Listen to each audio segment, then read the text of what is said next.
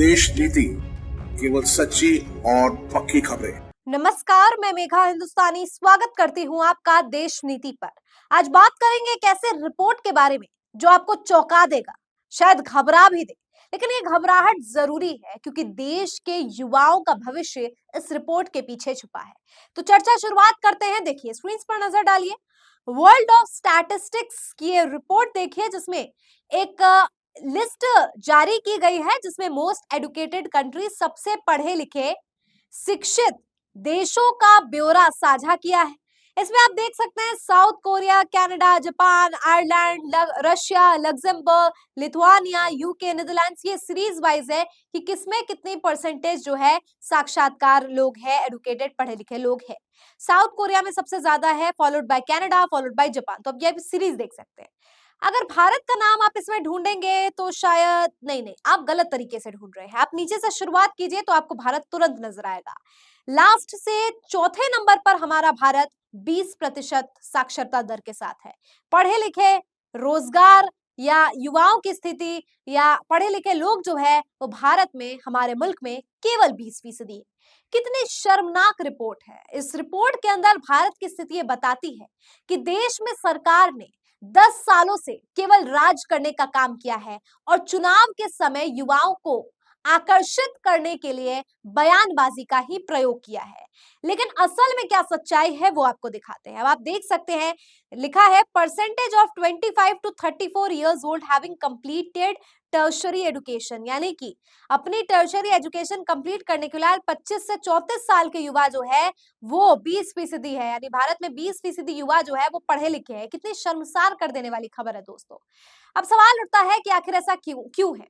इसके बहुत से कारण हैं, सामाजिक कारण भी है, स्कूल ड्रॉप आउट्स भी है, जो शहर है और गांव है उसमें फर्क भी है, जेंडर डिस्पैरिटी भी है कि लड़कियों को ज्यादा नहीं पढ़ाया जाता, और बहुत से ऐसे कारण। लेकिन जो मूल कारण है, जो राजनीतिक कारण है, वो ये है कि प्रधानमंत्री मोदी ने केवल जुमला देने का काम 10 साल में देशवासियों को किया है। एक अन्य रिपोर्ट से समझिए क्या पूरा मामला है। देखिए, मिंट की खबर है 27 मार्च इसी वर्ष की। लिखा है unemployment crisis, 83% of jobless Indians are youth, says International Labour Organization report.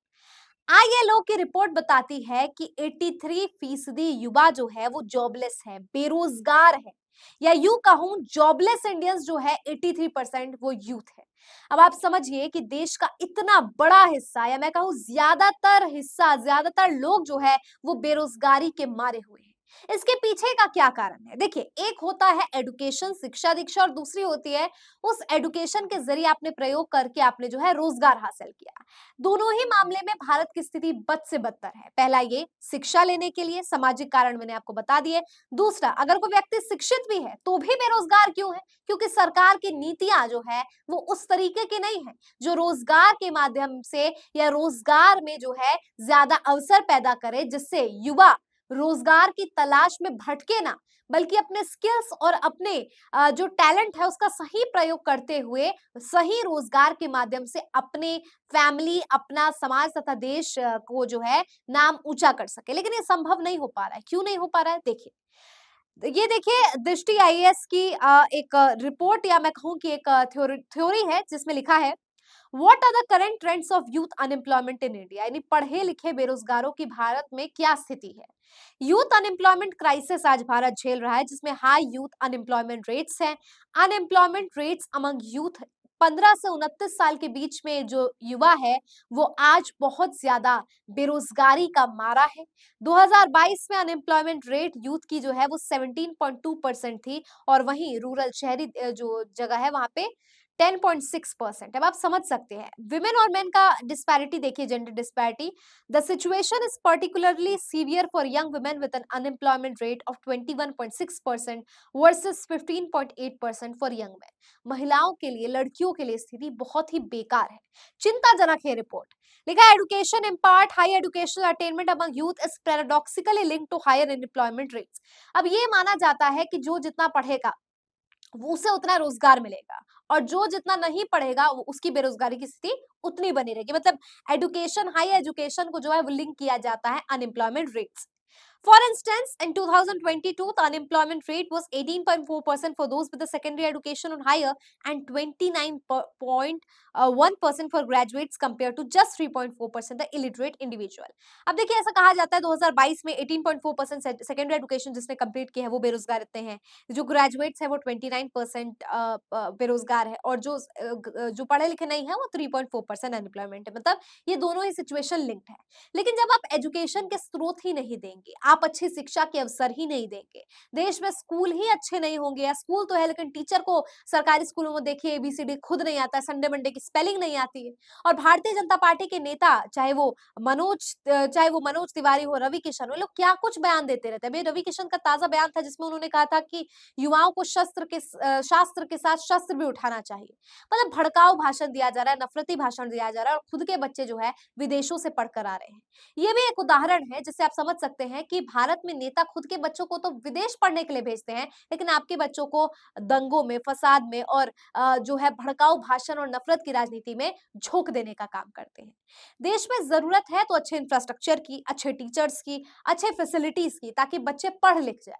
और पढ़ना लिखना ही सिर्फ महत्वपूर्ण नहीं है, पढ़ने लिखने के बाद रोजगार के अवसर जो है वो सरकार को बढ़ाने चाहिए।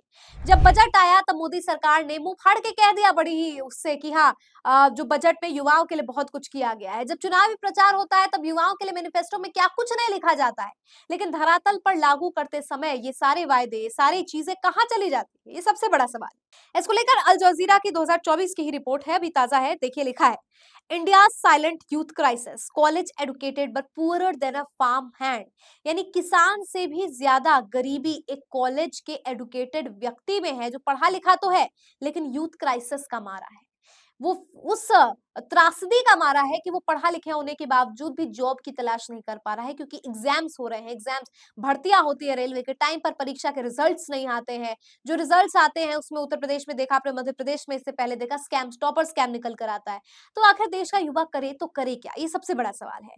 एक और खबर है, ये देखिए इसमें लिखा है According to the Center for Monitoring Indian Economy latest monthly figure, India's unemployment rate rose sharply between May and June from 7% to 9.2%, the highest in 8 months. 8 महीनों में सबसे ज्यादा बेरोजगारी का दर बढ़ गया है इस बार। The government meanwhile discloses national unemployment statistics only on annual basis, the most recent being in October 2023, when it published India's unemployment rate at 3.2% for 2022 to 2023, dropping from 6% in 2017 to 18. The youth unemployment rate according to New Delhi declined from 17.8% to 10% over the same period. अब सरकारी आंकड़े ये है, लेकिन many analysts have expressed a lack of confidence in the government's figure. However, they have increasingly come to the relying instead of CMI's data, which suggests that India's jobless numbers are much higher. जो बेरोजगारी की संख्या है वो इस कदर जो है हावी हो गई है कि आंकड़ों में आप साफ समझ सकते हैं। हालांकि सरकार जो है, भारत की सरकार, वो आंकड़ों को छुपाने के लिए अपने आंकड़े पेश करती है, लेकिन वो आंकड़ों पर एक्सपर्ट्स को भरोसा नहीं है। तो आप समझ सकते हैं कि असल स्थिति और देश को दिखाने के लिए किस प्रकार की स्थिति उत्पन्न की जाती है। इलेक्टोरल बॉन्ड के माध्यम से लाखों करोड़ों अरबों रुपए सिर्फ और सिर्फ चुनाव के प्रचार के लिए इस्तेमाल किया जाता है। चंदा लो धंधा लो की स्थिति बनी हुई है, जिसमें जो सच नहीं है वो दिखाने का प्रयास किया जा रहा है। कहा भी जाता है लोग वो कहते हैं जो आप सुनना चाहते हैं, लोग वो नहीं कहते जो वो कहना चाहते हैं। उसी तरीके से राजनीतिक पार्टियां वो आपको दिखाती है जो आप देखना चाहते हैं। आप रोजगार देखना चाहते हैं, आप पढ़ाई लिखाई करवाना चाहते हैं, आप शिक्षा, स्वास्थ्य, सब क्षेत्र में उन्नति देखना चाहते हैं। इसीलिए आपको वो चीज चुनावी मैनिफेस्टो के माध्यम से दिखाया जाता है। लेकिन जब लागू करने की बात आती है तो इंसान वो करता है जो वो खुद है। यानी जब राजनीतिक पार्टियों को ये मैनिफेस्टो में कही गई बात धरातल पर लागू करनी होती है तब वो नहीं मुमकिन होता है। क्यों? क्योंकि उस समय तो चुनाव जीत गए होते हैं, कोई मनचाही नहीं होती। यानी केवल दिखावे पर ही राजनीतिक रोटियां सेकने वाले लोग आज देश के युवाओं को अंधकार में धकेलने का काम कर रहे हैं। लेकिन जो अंधेरे में धकेलने का काम कर रहे हैं उससे नुकसान किसको होगा? युवाओं को नुकसान होगा, आपके मेरे जैसे लोगों को नुकसान होगा, देश के भविष्य को नुकसान होगा। आज बेरोजगारी का दर इतना ज्यादा है, पढ़े लिखे युवा जो है रोजगार की तलाश में इतना दर-दर भटक रहे हैं, तो इससे नुकसान अंततः देश का होगा। राजनीतिक पार्टियां आएंगी जाएंगी, अपनी रोटियां सेकेंगी, अपना सियासी जो है खिचड़ियाँ पकाएँगी, लेकिन जिसकी बर्बादी होगी, जिसे हाशिए पर टाँगे जाएगा, वो आज का युवा है। तो अगली बार मतदान करने जाएँगे तो मतदान का सही प्रयोग करके रोज़गार की स्थिति या रोज़गार की स्थिति को समझते हुए रोज़गार के मुद्दे पर मतदान कीजिएगा। कैसी लगी आपको ये रिपोर्ट? कमेंट में बताइए। मुझे दीजिए इजाज़त। देखते रहिए देश नीति। धन्यवाद।